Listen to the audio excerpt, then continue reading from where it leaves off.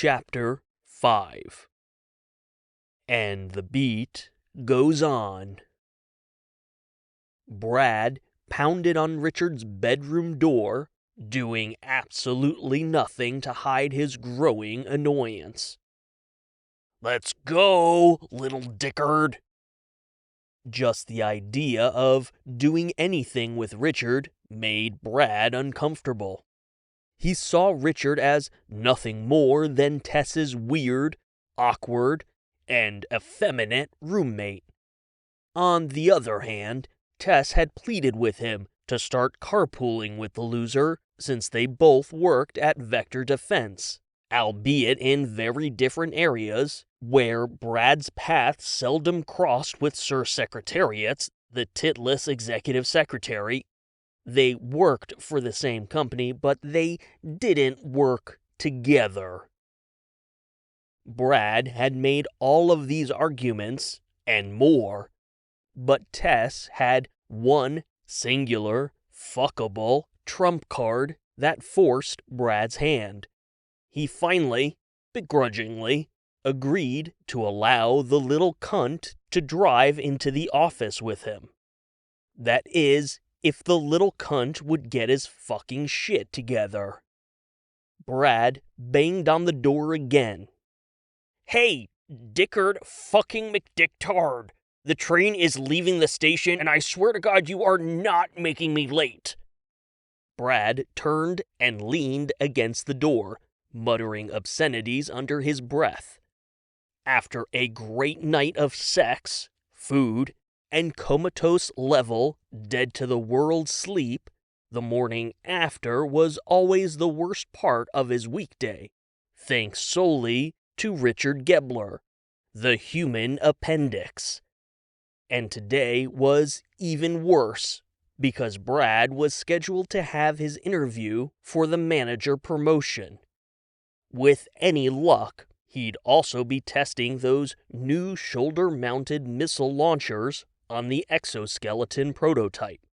And with Vector Defense hosting a rally the next day for gubernatorial candidate Nicholas Green, Brad was eager to be available for any internal preparations. Anything that might net him a few minutes of FaceTime with the Second Amendment champion himself. No, that little shitfucker was not going to make him late. Not today. Brad growled in frustration, slamming the back of his head against Richard's door. "Come on, fucker!" The shit Brad put up with for a little bit of snatch. Richard was lying in bed, flat on his back, and stiff as a board. He was wide awake and had his hands cupped protectively over his groin. He was still wearing his work clothes from yesterday. Apparently, sleep was something that happened to other people because Richard was far too busy being frozen in catatonic horror over the fact that his dick and balls had fallen off. And how did that even make sense? Genitals didn't work that way, at least not without an extreme underlying condition. Hours of searching the internet had turned up a handful of infuriating comedy posts, old wives' tales, more information than he wanted to see about testicular and penis castration, and a real-world instance where a guy ignored obvious signs of cancer, which ultimately caused his dick to rot and fall off. Richard's night-long research had covered STDs, lesions, accidental castrations. There was one story involving a man, his gonads, and an industrial printing press. Intentional castrations. The fuck is wrong with people? Broken penises, fractured penises, wild animals biting off penises, penises stuck in an erect state for too long, and penises getting hit so hard they inverted inside the body. A grand total of 0 search results described the complete unit, penis and 2 testicles, summarily separating from the groin, cleanly detaching and leaving the abandoned crotch as smooth as a Ken doll. When he finally mustered the courage for a closer inspection, the only thing Richard found down there was a recessed thumbnail of an opening for his urethra. Richard took a series of rapid, shallow breaths before turning his wide-eyed, glassy gaze to the other side of his room. Sitting on the top of his dresser was a mason jar where he had placed his dick and balls. They sat limp at the bottom of the jar, the head smushed upward along the side, which bent the pliable shaft gently backward. His cupped hands gave his crotch a little squeeze. While his dick had never been the biggest, certainly not while flaccid, the total lack of any discernible package drained the blood from his face and made his stomach want to claw its way up his throat. There was no mistaking it. His dick had definitely fallen off. Bam, bam, bam!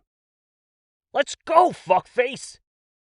Richard flinched at Brad's banging, snapping back to a cold, depressing, dickless reality.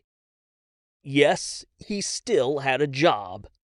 Yes, he still had to go to work. Also, yes, the sudden loss of your dick and balls seemed like the perfect excuse to call in sick. But besides anxiety-induced nausea, Richard didn't actually feel sick. In fact, he didn't feel any different than before his dick decided to detach. If anything, he just felt lesser. He was the exact same 26-year-old Richard Gebler, Star Trek enthusiast, flautist, executive assistant at Vector Defense, and hopeless romantic who was hopelessly in love with his best friend who had long ago hopelessly friend-zoned him. 100% exactly the same. Minus a dick and 2 balls. Which he apparently wasn't even using, so really... "Fuck it, dude, I'm out. Don't you dare say shit to Tess." Richard sat up in bed, his mouth dropping open to speak, but his throat had gone painfully dry from stress, and nothing came out at first. He hacked as he stood up, raking fingers through his hair to tidy it. "Hold on, coming!" His hand on the doorknob, Richard caught a glimpse of himself in the mirror. His face was whiter than usual, and his eyes were red. He turned sideways as he tucked his shirt into his slacks, observing how the crotch laid perfectly flat. Still, it wasn't like there was much of a bulge in the first place. Surely, no one would notice. He grabbed yesterday's blue tie off the desk and took a deep breath, pulling open the door, slipping through, and shutting it quickly behind him so Brad wouldn't be able to glimpse the mason jar on his dresser. He didn't have to worry, though. Brad was already halfway to the front door. He didn't even turn around, and instead just kept stomping. "The fuck is wrong with you, asshole? We leave the same time every fucking morning. What, are you too busy jerking off to go to work today?" Richard muttered an apology as he shuffled after him. He pulled the pre-knotted loop of his necktie over his head and tightened it around his throat. When the front door closed behind Brad and Richard, the small apartment fell quiet. Tess was sound asleep, and it was still a few hours before she would begin her day. Behind the closed door of Richard's bedroom, across from the bed and sitting silently on top of the dresser, was the mason jar with Richard's abandoned genitals. The air conditioning unit kicked on, and a gentle breeze of air moved the curtain covering the nearby window. The fabric swayed, letting a shaft of morning light flicker into the room. It cut a smooth line across the dresser, splicing the mason jar. As Richard's penis was exposed to sunlight, it twitched. The opening to the urethra flexed wide before squeezing shut. The shaft straightened its awkward curve, flopping backward where the testicles wiggled briefly in the warm blade of light.